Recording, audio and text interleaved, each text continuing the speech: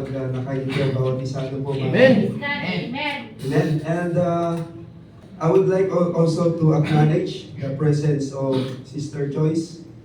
Finally, nakasama na rin natin siya dito sa Amen. Amen.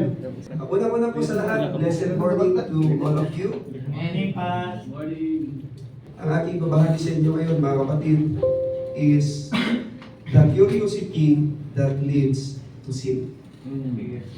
The curiosity that leads to sin.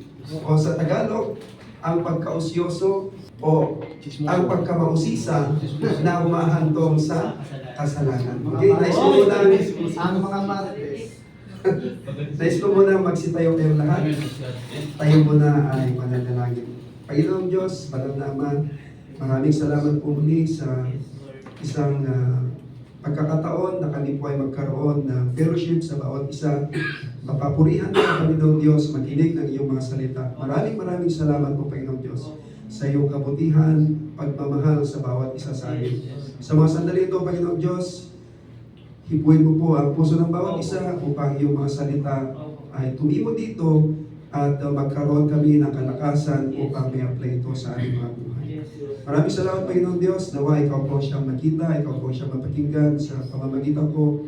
Itago mo po ako sa iyong likuran. Lahat ng ito, Panginoong Diyos, ay pinapaubayan namin sa iyong makapangyarihang kamay at sa iyong bugtong na anak namin, Panginoon, at tayong tagapagligtas. In Jesus' name we pray. Amen. Amen. Okay, marami na kayong mag-aupo.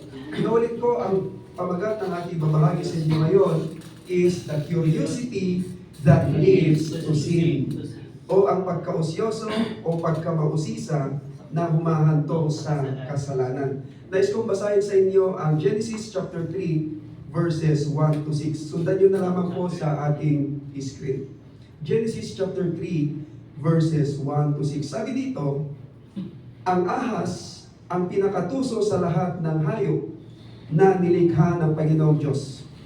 Isang araw, tinanong nito ang babae, totoo bang sinabi ng Diyos na huwag kayong kakain ng anumang bungang kahoy sa halamanan?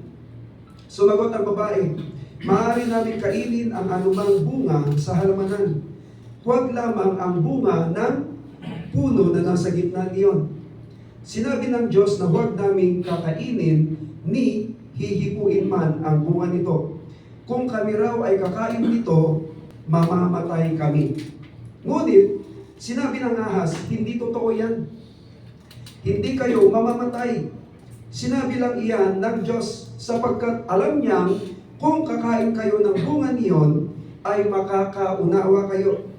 Kayo'y magiging parang Diyos at malalaman ninyo ang mabuti at masama. Ang punong kahoy ay napakaganda sa paningin ng babae at sa palagay niya ay masarap ang bunga nito.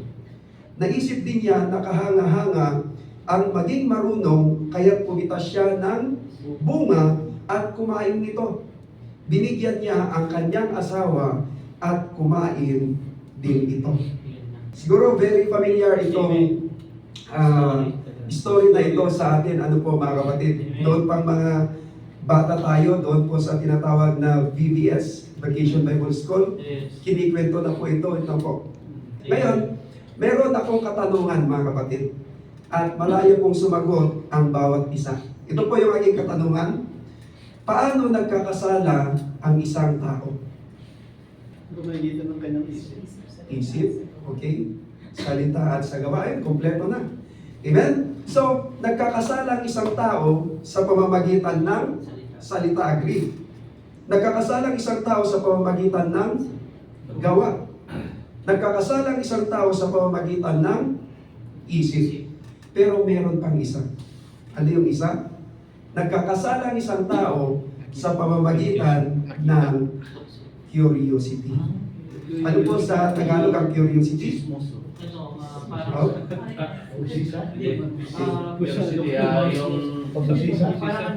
Okay, ako na po. Okay, ang curiosity, sa Tagalog, kuryosidad, o kaya pagkamausisa, o kaya pagkausyoso. So, first thing, let us define curiosity muna. Ano po? Ano pong curiosity according to dictionary? Curiosity is a strong desire to know or learn something. Ito ay matinding pagnanais na malaman o matutunan ang isang bagay. Pero hindi ko sinasabi na ang pagiging curiosity ay masama na or kasalanan na. Kaya nga ang pamagat ng aking ibabahagi sa inyo ngayon is curiosity that leads to sin. O sa Tagalog, ang pagkausyoso o pagkamausisa na humahantong sa kasalanan.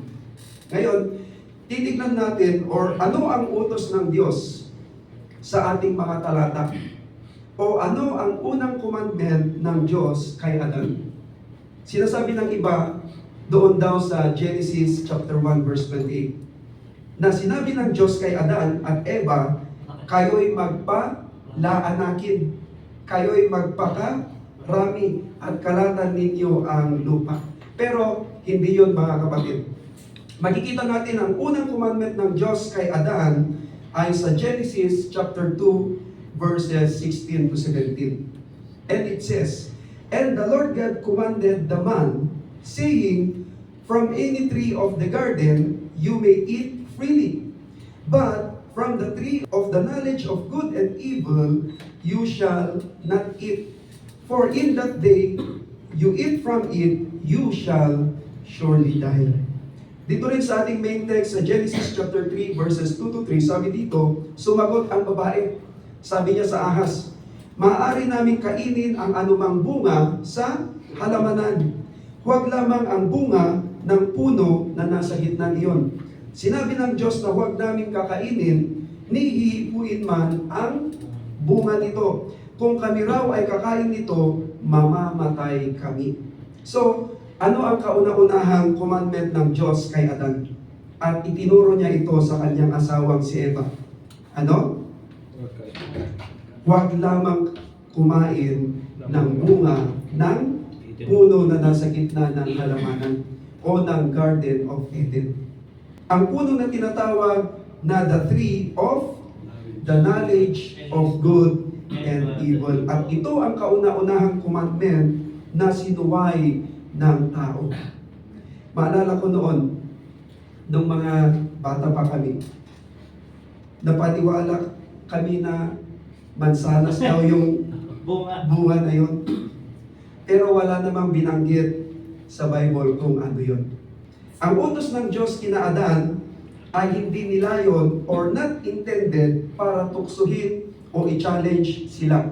Kundi ito ay para protektahan sila at ibigay sa kanila ang lahat ng mabuting nakalaan na para sa kanila. So, ang nais ng Diyos lamang para sa kanila, una is to live by their best life. At ikalawa ay ang kanilang ikabubuti. Kasi ang puno na yun ay pagkakilala ng mabuti at masama. The tree of the knowledge of good and evil. Ang sarap sanang mamuhay ng ganun. Yung malaya kang kainin ang gusto mong kainin at libre. Pinahintulutan na sila ng Diyos na malaya nilang kainin ang lahat ng bunga ng mga puno na nandoon except yung isang puno lang pero sinuway nila ito. Ang mahal kaya ng mga bilihin ngayon at walang libre at ang dami-dami ng nagugutom. May mga tao talaga na pati bawal ay gusto. Tignan mo nga yung katabi mo. Sabihin mo sa kanya, pag sinabing bawal lang Diyos ay bawal.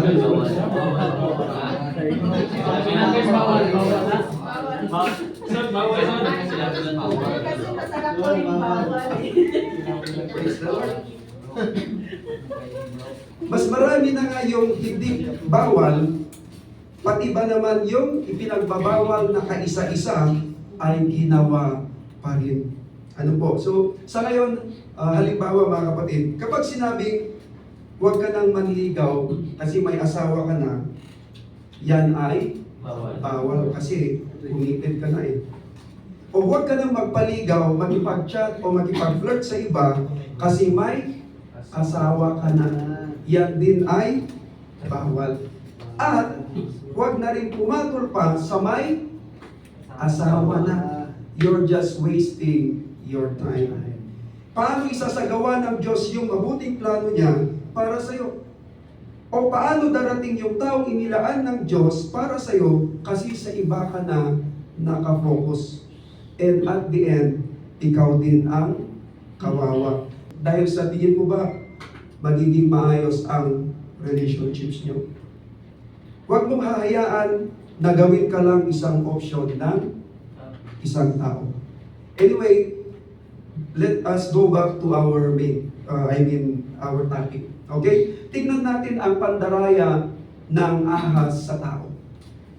Genesis chapter 3 verses 1 and 4 to 5. Sabi dito, ang ahas ang pinakatuso sa lahat ng hayop na nilikha ng Panginoong Diyos.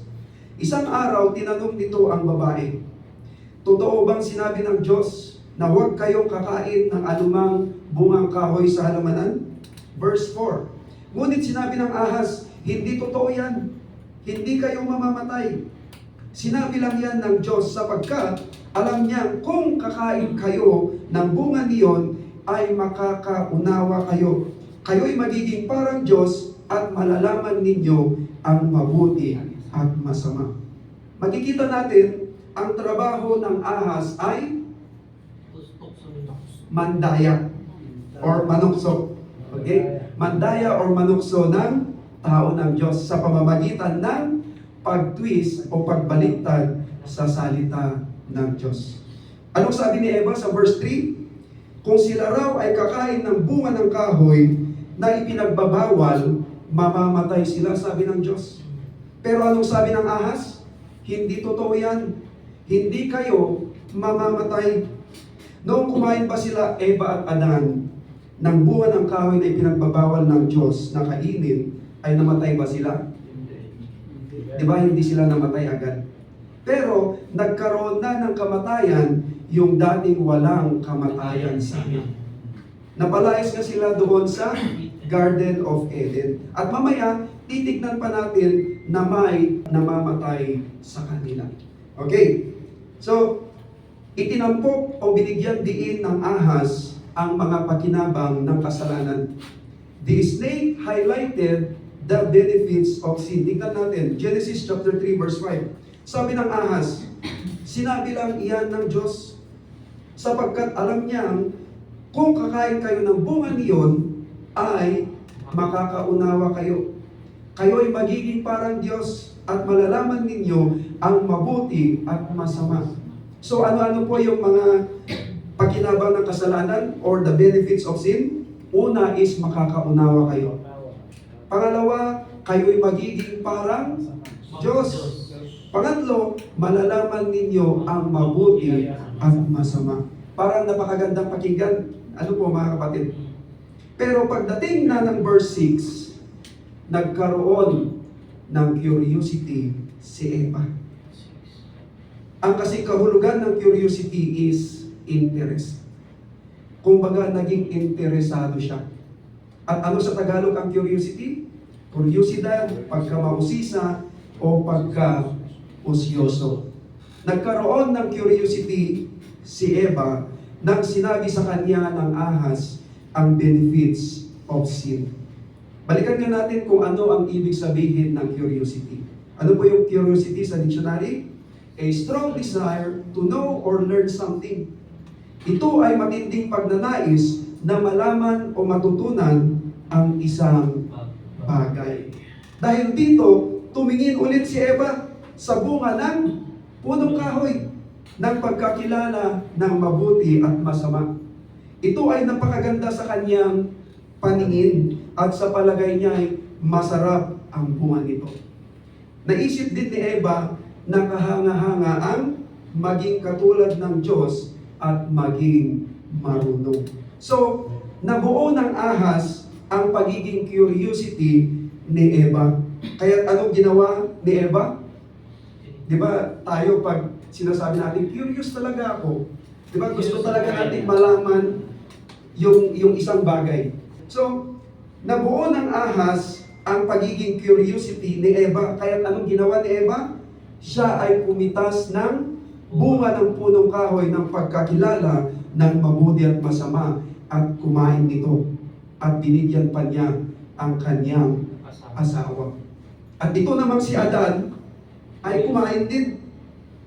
Mas nakinig siya sa kanyang asawa kaysa sa command ng Diyos sa kanya, na dapat siya ang magtuturo o magtutuwid sa kanyang asawa na bawal kainin yon.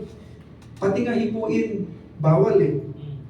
So mga kalalakihan, mga kapatid, hindi pwedeng maging sunod-sunuran ka lang sa iyong asawa. Dapat ikaw ang magturo sa kanya. Amen? Amen. Mas malakas nga mga kalalakihan. Amen? Amen. Amen. Praise the Lord. Amen. Amen. Ngayon, ano ang mapapansin natin sa Ahaz patungkol sa pandaraya? Una, hindi siya nag-aalok ng pangit sa paningin ng tao. Ano sabi sa verse 6? Ang punong kahoy ay napakaganda sa paningin ng babae, at sa palagay niya ay masarap ang bunga nito. Naisip din niya na kahanga-hanga ang maging marunong. Ganon ang estilo ni Satanas. Nag-aalok o nagsasuggest siya ng maganda sa paningin ng tao, pero kapahamakan pala ang resulta o dulo nito. Kaya dapat maging sensitive o maging wise tayo pagdating sa tactics o strategy ng Ahaz. Sabi nga ni Apostle Paul, pagdating sa lalang or schemes of the devil, 2 Corinthians chapter 2 verse 11, upang huwag kaming malamangan ni Satanas, sapagkat kami ay hindi hangal sa kanyang mga lalang. Kaya be wise mga kapatid, pagdating sa lalang, pandaraya, tactics, strategies, and schemes of the devil. Amen? Maaaring nag-enjoy ka ngayon sa mga inaalok ni Satanas. Pero tandaan natin, may mga consequences ang mga ito. Amen? Okay, pangalawa na mapapansin natin sa Ahaz patungkol sa pandaraya. Pangalawa, kukunin niya ang salita ng Diyos at binabaliktad niya ito. Gaya ng nabanggit natin kanina, sabi ng Diyos na mamamatay sila kapag kinain nila yung bunga. Pero sabi naman ng Ahaz, hindi totoo yan. Hindi kayo mamamatay. Okay, pangatlo na mapapansin natin sa Ahaz patungkol sa pandaraya. Hindi nakipagtalo ang Ahaz kay Eva tungkol sa pinagmulan ng utos. Nakipagtalo ba ang Ahaz kay Eva? Pinilit ba ng Ahaz si Eva na kumain ng bunga ng ipinagbabawal? Di ba hindi? Nagkaroon lang sila ng conversation. Ang command na huwag kumain ng bunga ng puno ng pagkakilala ng mabuti at masama ay nagmula sa Diyos. Alam ito ni Eva at ni Adan. Hindi tumutol ang Ahaz. Hindi niya kailangan gawin yun. Alam niyang galing sa Diyos ang command na ito. Simple lang ang ginawa ng Ahaz. Ang kailangan lang niyang gawin ay pukawin o gisingin ang curiosity ni Eva, at sa huli ay lalabag siya sa isang utos na natutunan o alam na niya. Kaya nagkaroon ng blaming game o paninisi pagkatapos madaya ng Ahaz si Eva. Genesis chapter 3 verses 11 to 13. And God said, "Who told you that you were naked? Have you eaten from the tree of which I commanded you that you should not eat?" Then the man said, "The woman whom you gave to be with me, she gave me of the tree, and I ate." And the Lord God said to the woman, "What is this you have done?" The woman said, "The serpent deceived me, and I ate." Napansin niyo? Nang tinanong ng Diyos si Adan, ay parang sinisi pa niya ang Diyos dahil sa pagbibigay sa kanya ng babae. At sinisi rin niya ang kanyang asawang babae dahil sa pagbibigay sa kanya ng bunga. At ano naman ang sagot ni Eva? Sinisi naman ng babae ang Ahaz. Napakagulo kapag ganun. Sisi dito, sisi doon. Walang tumatanggap ng pagkakamali. Ganun naman tayo minsan eh. Sinisi na natin lahat-lahat, maliban na lang ang ating sarili. Ito talaga ang ahas na ito.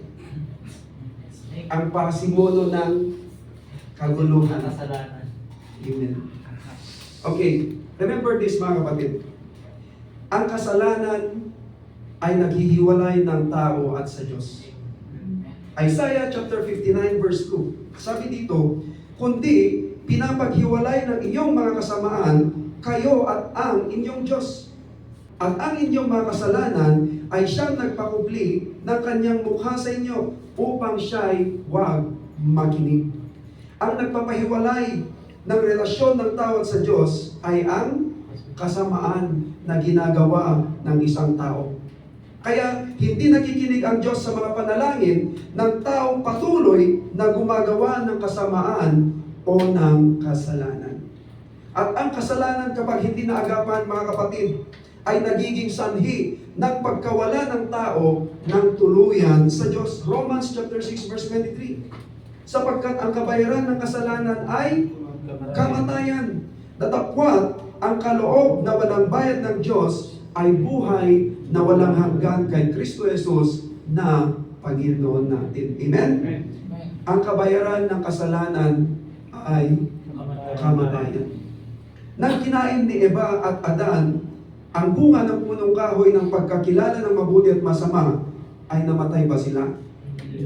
Di ba hindi?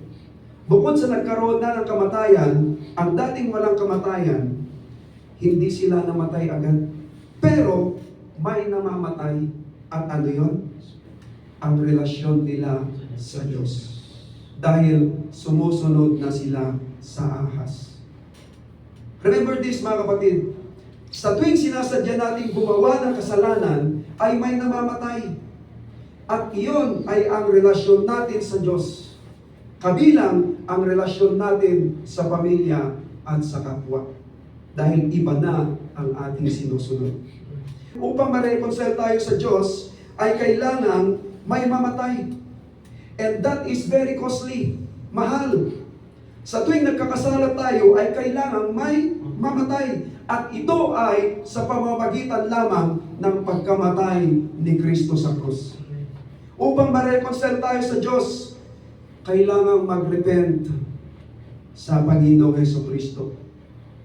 Hindi lang basta mag-repent at talikdan na ang mga masasamang gawain o mga hidden agenda bago mahuli ang lahat.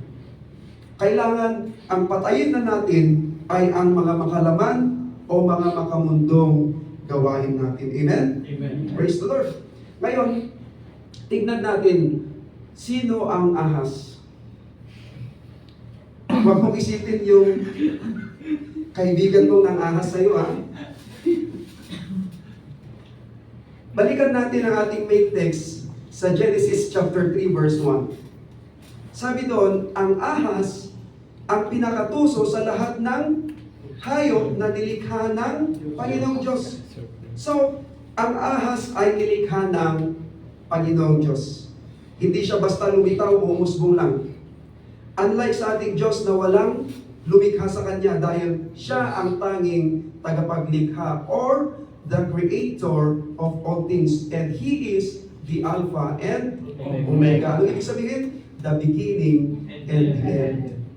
Revelation chapter 12 verse 9.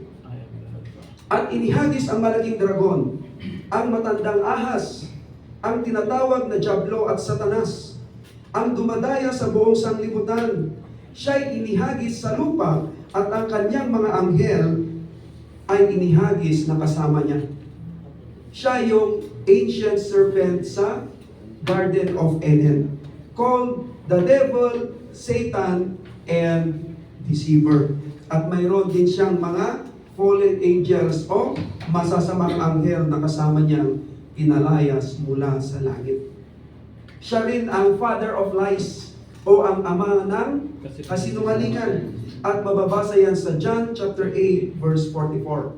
Kaya kung ikaw ay ubod ng kasinungalingan, sino ang iyong ama? Demon. Ang Diablo. Ano ba ang itsura ni Lucifer noong una?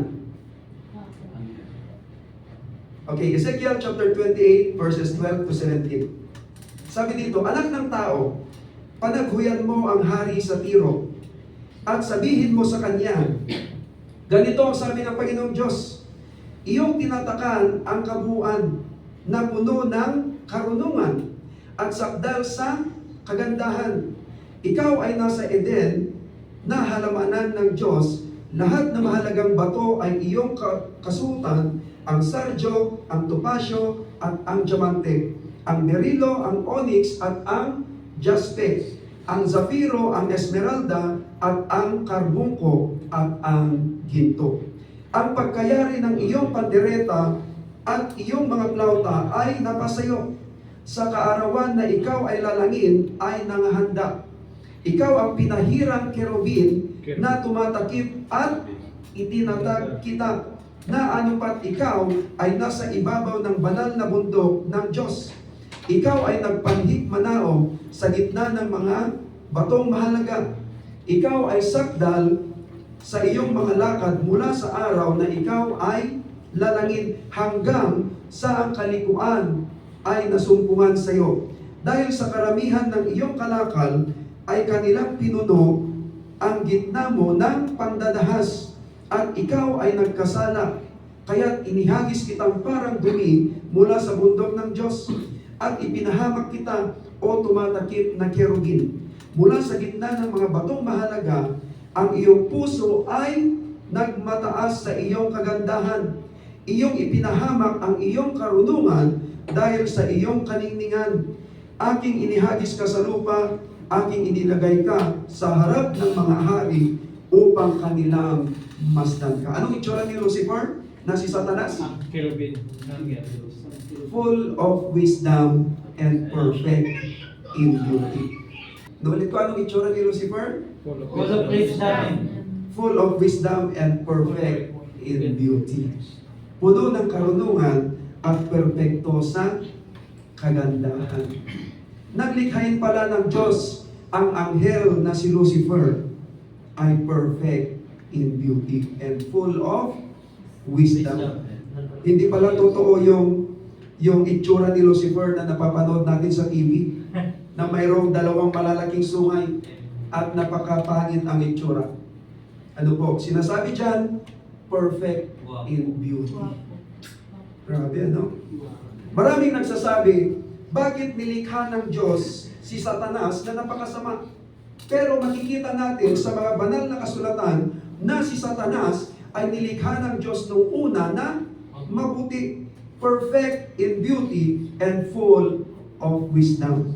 Sa katunayan, ang sinasabi ng Biblia, siya ay sakdal sa kanyang mga lakad mula sa araw na siya ay lalangin hanggang sa ang kalikuan ay nasumpungan sa kanya. Mabuti naman si Lucifer noong una. Naging masama na lang siya nang nagkaroon siya ng pride sa kanyang puso dahil sa kanyang pambihirang kagandahan at karunungan. Kaya anong ginawa ng Diyos? Inihagis niya dito sa lupa. Isaiah chapter 14 verses 12 to 15. Sabi dito, ano't nahulog ka mula sa langit? O tala sa umaga, anak ng umaga, paanong ikaw ay lumagpak sa lupa? Ikaw na siyang nagpahina sa mga bansa at sinabi mo sa iyong sarili, ako'y sasampa sa langit.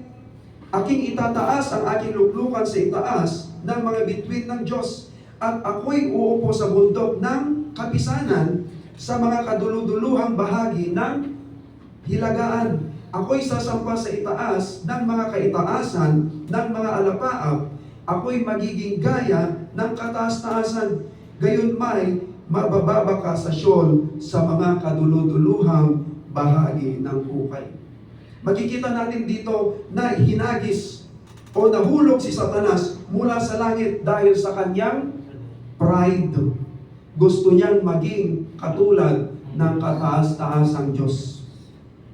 Hindi pala maganda pag sinasabing hulog ka ng langit. Hulog ka ng langit. Hulog ka ng langit, bro. Hulog ka ng langit. Ngayon, ang ginagawa ng Diablo, Satanas or the deceiver dito sa lupa is disguises himself as angel of light. 2 Corinthians chapter 11 verse 14. At hindi kataka-taka, sapagkat si Satanas man ay nagpapakunwaring anghel ng kaliwanagan.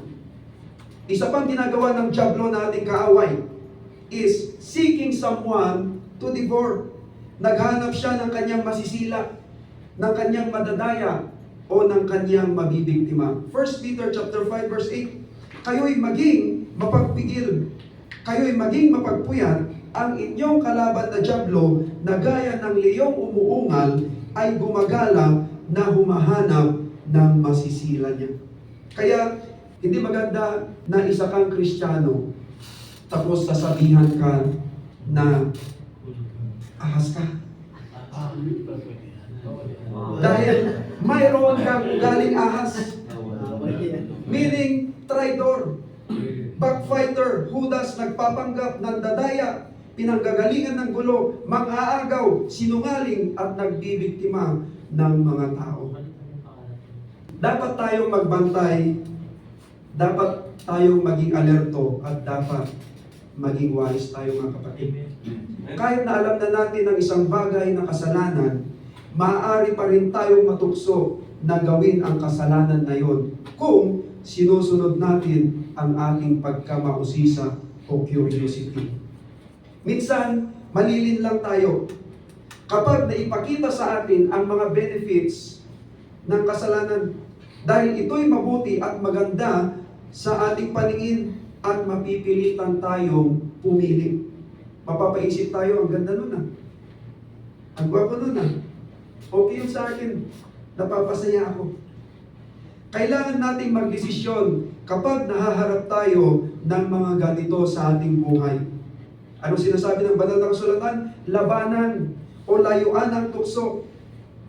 At huwag nang mag-eksperimento pa sa kasalanan. Maraming gustong mag-experiment ng kasalanan, kundi mapapahamak ka lang. Kung maaari, huwag nating gagayahin ang ginawa ni Eva at nandamay pa. Nadamay ang kanyang asawa. In-entertain kasi ni Eva ang ahas. Kaya tuloy, naisahan at dadaya siya nito. Nawa, maging lesson ito sa atin. Amen? Remember this, kung alam na natin ito'y masama o ikapapahamak lang natin, ay huwag nang gagawin pa. Huwag nang susubukan pa. Bakit? Dahil kaluluwa natin ang nakataya dito. At huwag mahulog muli sa pagkakasala o pagkakamali. Kasi yan talaga ang gawain ni Satanas. Aalukin ka ng aalukin. Pero nasa sayo yan kung magpapadaya ka ng paulit-ulit o hindi na. Huwag na tayong magpabiktima kay Satanas. Dahil isa siyang accuser. Ano yan? Lagi ka na lang niyang biktima. Then iiyak-iyak ka at naninisip.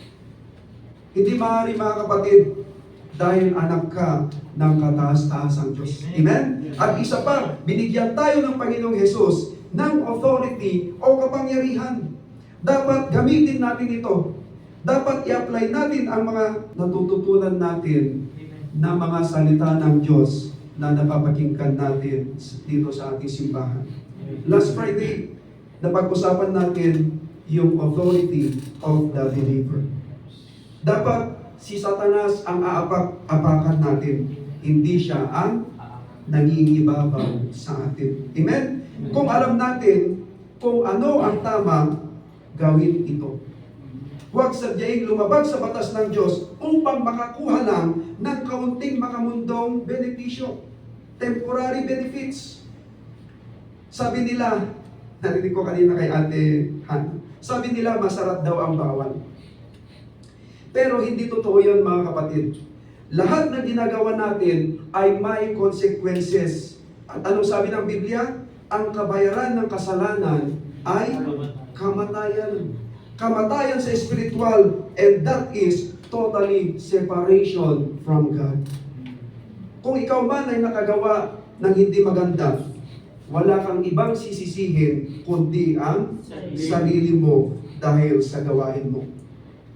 Kung may binabalak kang gawin na hindi maganda, tapos sasabihin mo sa Lord, Minsan lang naman, Lord.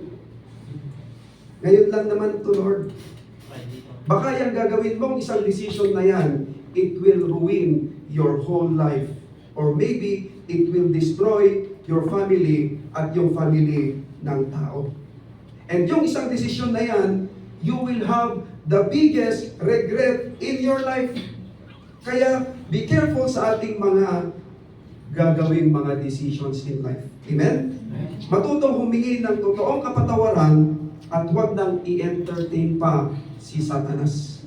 Laging tandaan, may mas magandang plano ang Diyos para sa iyo at sa iyong pamilya. Amen? Pagkakaya tayo lahat, praise the Lord. Praise God. Maraming salamat sa ating mahal na pastor na sa kanyang binahagi salita ng Panginoon. Maraming salamat sa ating Panginoong Diyos. Amen. Sa kanyang mga banal na salita na marami na naman tayo natutunan. Amen. Tinamaan na naman ang matamaan. At ako yun. Ano tayo introduce? Sige, pagkilala mo ang iyong sarili, Ate Joyce, Sister Joyce. Oo, ganun. Kahit anong pangalan mo, single ka ba? Kilala mo, single ka dito. Yung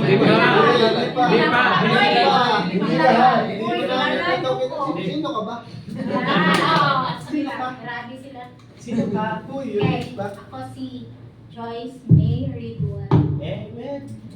Nagtatrabaho diyan sa Almanan. Ilang taon? Ilang taon? Check. Ilang taon? Going 32 na ako. Single? Single.